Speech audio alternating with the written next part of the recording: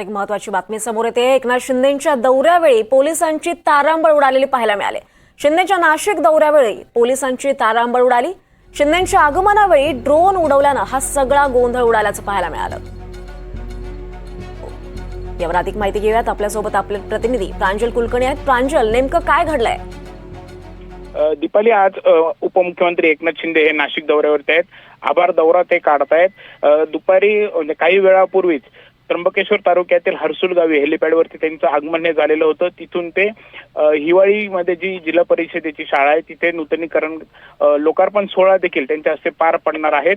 दरम्यान हेलिपॅडवरती जेव्हा ते दाखल झाले त्याच वेळी एक ड्रोन तिथे उडाला आणि हा ड्रोन उडताच सर्वांची खरं तर धावपळी उडालेली होती। आपल्याला माहिती आहे की व्हीआयपी किंवा असे जर हेलिपॅड किंवा व्हीआयपी चॅप्टर